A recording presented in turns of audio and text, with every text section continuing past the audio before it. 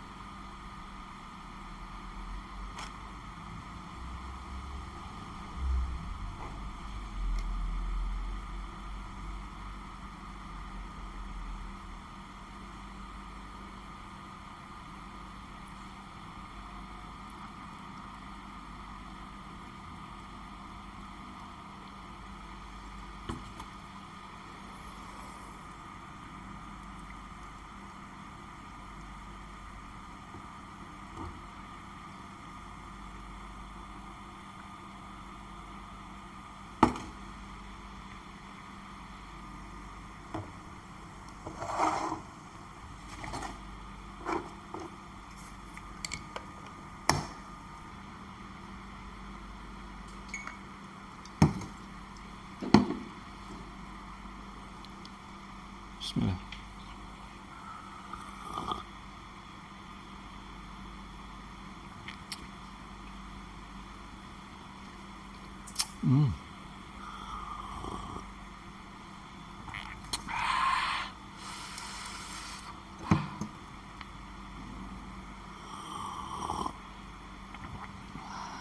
Insyaallah.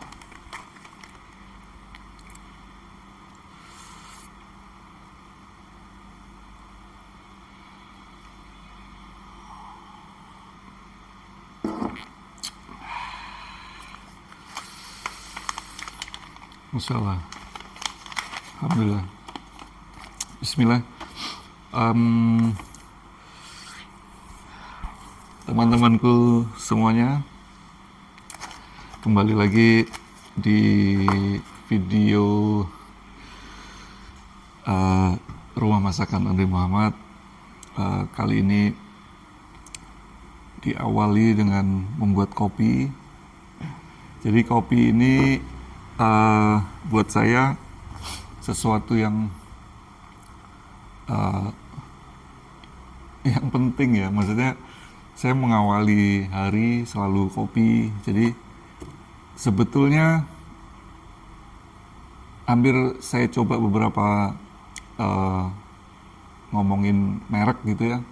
Itu sebetulnya saya semuanya hampir saya bilang enak, asal fresh, asal dari roastingan dari biji yang fresh, itu aja. Jadi saya berasa kalau kalau kurang seger emang memang beda sih.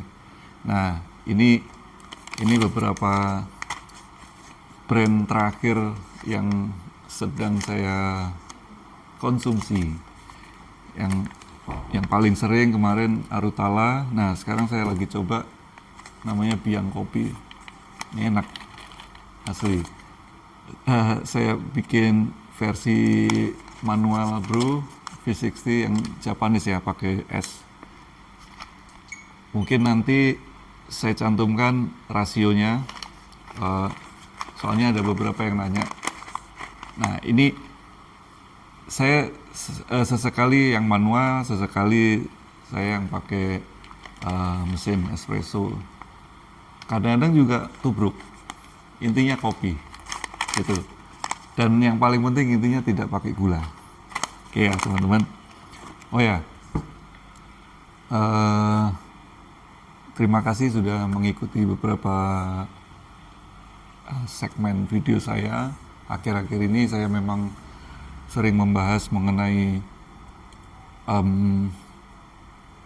yang berkaitan dengan keadaan saya ya. Mungkin sebetulnya refleksinya itu adalah bahwa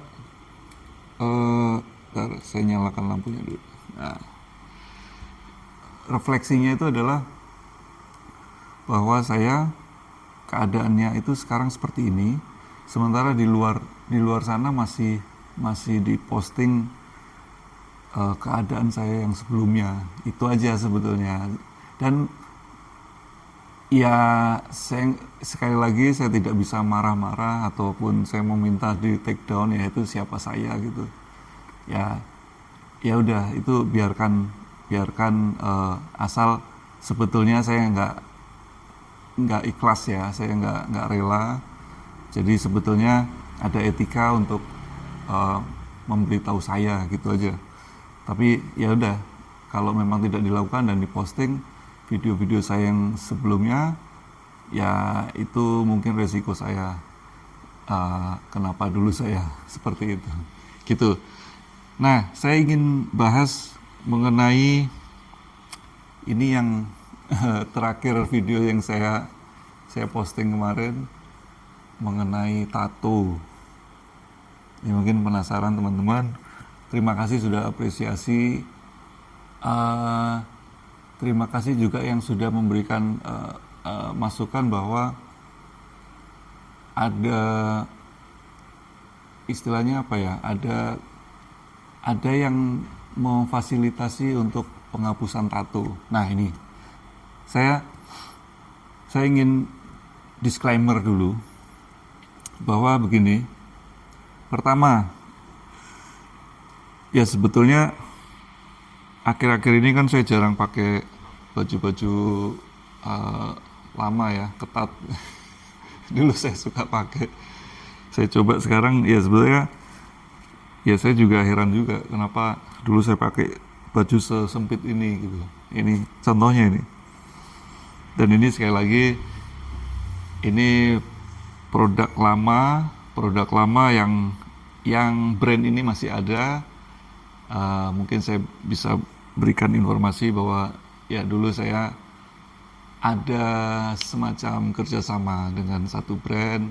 Sampai sekarang saya juga masih berhubungan dengan brand ini, Rocks Denim namanya, Rocks Denim dan My School. Dan juga disupport oleh ownernya yang namanya Pak Ado. Assalamualaikum Pak Ado. Terima kasih sudah membersamai saya sekian lama untuk support ya. Dan sedikit saya informasi bahwa memang bayangkan ini kostum saya atau baju saya, wardrobe saya salah satunya di saat tahun-tahun itu, tahun-tahun 2014, 15, sekarang sudah 10 tahun. Dan saya pakai sering saya pakai. Masih tidak seperti dari baru aja, nggak ada yang molor, nggak ada. Nah itu berarti kualitas ya. Ini saya wajib mempromosikan karena bagus ya. Intinya saya seperti kopi ini, saya tidak ada terkait dengan produk ambasador atau apapun atau endorse atau apa. Setiap ada produk yang bagus, saya dengan senang hati untuk memberitahu teman-teman semuanya. Dulu ini mengenai tato. Saat itu saya mentato tuh di tahun saya Power Slave album pertama ya, 94, sekitar setahun setelah ini album pertama, jadi 95 lah, 95 atau 96, berarti sekarang 2006. Ya udah lama juga ya. 96 ke 2006 itu berapa? 30 tahun. 30 tahun yang lalu. Riwayat saya, tahun 96 itu saya masih belum memeluk agama Islam. Ini disclaimer-nya di sini. Jadi kenapa saya ingin mengklarifikasi, bahkan memang dari kemarin saya pengen menunjukkan bahwa saya masih ada sisa tato. Selama ini mungkin saya tutup-tutupi karena memang ya ngapain sih dikasih tahu gitu. Tapi saya ingin memberitahu, tujuan saya untuk saya mau ngasih tahu bahwa saat saya tato itu saya belum mengenal ajaran Islam dan memeluk agama Islam. Jadi berarti saya masih di agama saya yang lama, yang saat itu juga nggak ngerti ya. Anggaplah saya dulu kafir lah gitu. Saya nggak, KTP saya memang ada agama sebelum saya. Mencoba untuk memahami, nggak paham-paham, ya saya anggap saya nggak terlalu ini ya, agamis itu saat itu. Jadi artinya saat itu saya memang sedang kehilangan arah. Dan di tahun-tahun itu, ini buat teman-teman yang usia sama seperti saya atau sekitarnya, anak-anak band itu, apalagi anak-anak band itu, selain rambut gondrong,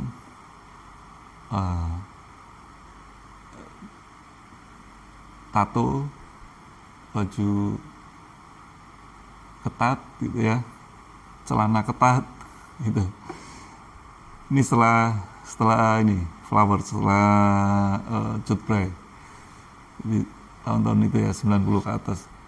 Nah, otomatis saya ikut arus itu, bahwa saya ingin berekspresi di situ. Alhamdulillah, saya mengingat saya dulu hampir satu badan. Sedikit cerita, ini Allah masih menjaga saya.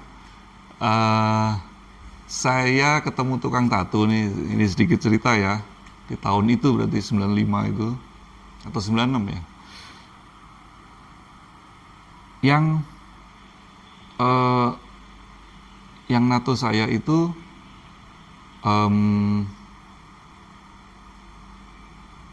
pertama ini di lengan, terus dia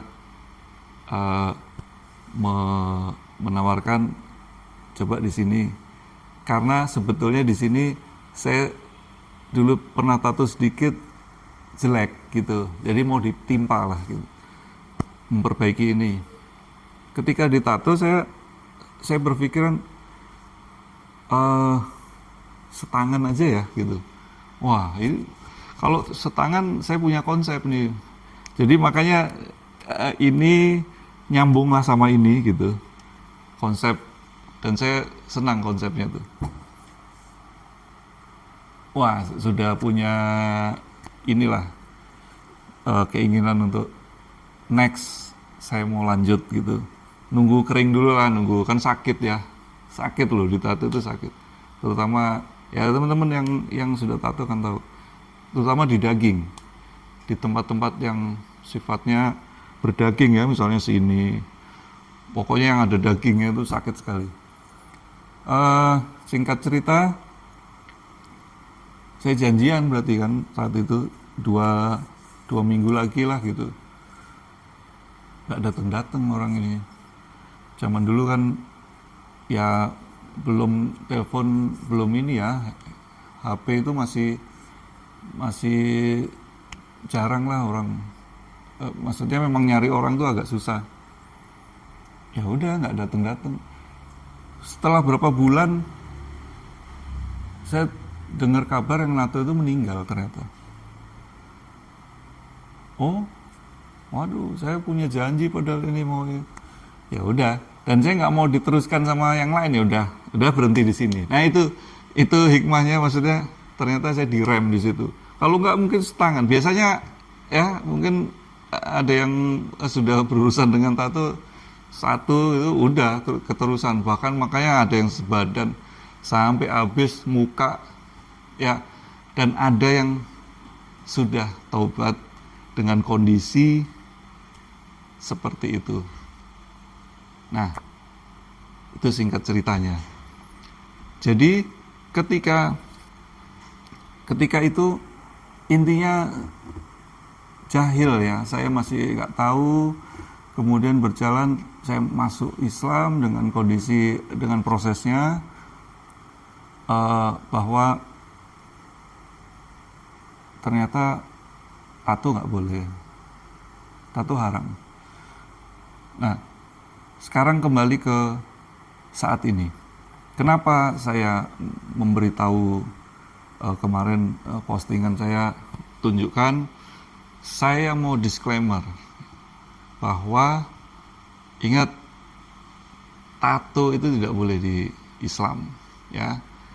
Tapi kalau masalah sah, itu saya berpendapat dengan guru-guru saya dan ulama yang tidak mempermasalahkan dengan bahwa tidak membatalkan sholat, karena ada rukunnya kan. Tato tidak. Apalagi ketika saya harus hapus, itu menyakiti tubuh saya lagi. Karena ada teman saya yang melakukan, saya nggak ngomong orangnya, hasilnya ya laser ya, hasilnya kurang optimal dan harus berulang-ulang, dan itu menyakitkan, sakit banget katanya.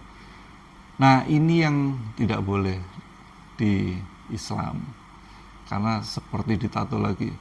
Bahkan frustasi teman saya itu, ya ngapain aja ya, mau ditato lagi, tambah parah ya. Pokoknya bukan itulah. Intinya teman-teman, saya mau menegaskan bahwa ini tato saya untuk mengingat saya bahwa dulu saya pernah jahil. Saya akan pertanggungjawabkan tentang ini kelak, bahwa saya dulu memang tidak tahu apa-apa dan saya tidak mau menghapusnya karena menyakitkan dan merusak semuanya. Jaringan rusak dan tambah rusak. Jadi ya teman-teman, bahwa ada yang memberikan satu arahan, adalah program hapus tato dan lain-lain, silahkan. Kalau mau melakukan itu, saya tidak melarang dong, silahkan.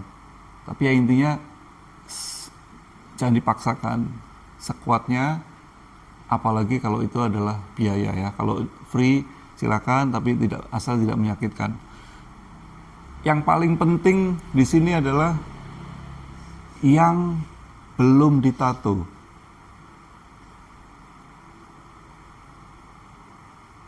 Saya ingatkan, jangan coba-coba untuk tato. Atau yang ingin menambah tato, saya ingatkan kalian harus bertaubat. Karena kuncinya bertaubat, taubat yang nasuha ya, taubat yang tidak mengulangi dan takut gitu. Nah, dan membawa pertanggungjawaban kelak nanti. Itu teman-teman, mungkin sekelumit ini, semoga sekali lagi ini menambah satu wacana atau contoh yang mungkin harus kita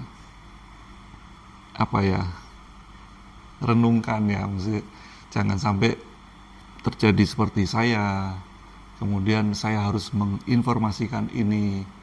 Dan penting sekali bahwa kita saling mengingatkan dan jangan coba-coba untuk menjadikan ini satu satu ajakan untuk sebuah debat ya. Ini kembali lagi, ini adalah saya dan saya melakukan ini sesuai dengan apa yang saya yakini, dan kalau teman-teman tidak setuju silakan, dan kalau mau tulis silakan. Saya intinya saya akan baca semua komen saya baca, cuman tidak semua yang bisa saya komentari kembali, kemudian tidak semua bisa saya diskusikan. Karena intinya di sini bukan pertanyaan, tapi saya bercerita, dan ini kembali lagi, ini rumah saya. Saya akan melakukan apa yang semestinya saya lakukan, dan kebebasan saya untuk berbicara tentunya tidak mengganggu dan tidak membuat satu permusuhan, satu perdebatan, karena bukan itu tujuan saya. Tujuan saya hanya menyatukan atau menginformasikan bahwa ini adalah cerita. Kembali lagi ya, ini cerita dan saya ini realita. Saya bukan ustadz, saya bukan berilmu sedalam ustadz. Saya hanya bercerita dari hati untuk yang membutuhkan dan yang sedang mencari informasi. Saya pamit dulu. Sekali lagi terima kasih, dan jangan lupa kalau ngopi pokoknya jangan pakai gula. Mungkin cara tadi bisa dijadikan referensi. Intinya semua yang kita konsumsi insya Allah baik ya. Itu saja dari saya. Saya Adi Muhammad pamit. Mohon maaf kalau ada kata-kata yang menyinggung, dan semoga ini bermanfaat. Wassalamualaikum warahmatullahi wabarakatuh. Barakallahu fiik.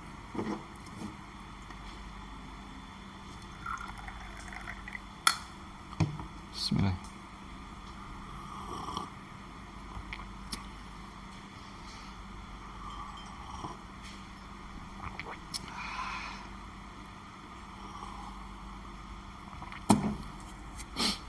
Oh ya, tambahan lagi. saya pakai ini, ingat ya, banyak yang komentar dari Banyuwangi. Saya mengingat anak saya kemarin ke Banyuwangi beli ini, apa namanya ini, Vin? Udang. Saya orang lahir Banyuwangi nggak tahu namanya. Ini udang, ini topinya khas Banyuwangi. Salam dari saya kelahiran Banyuwangi, tapi terus terang saya tidak pernah, saya hanya kecil sampai 5 tahun di Banyuwangi. Jadi mohon maaf kalau tidak bisa berbahasa Osing, tapi intinya saya ada wacana, insya Allah saya pengen tinggal di Banyuwangi. Assalamualaikum warahmatullahi wabarakatuh.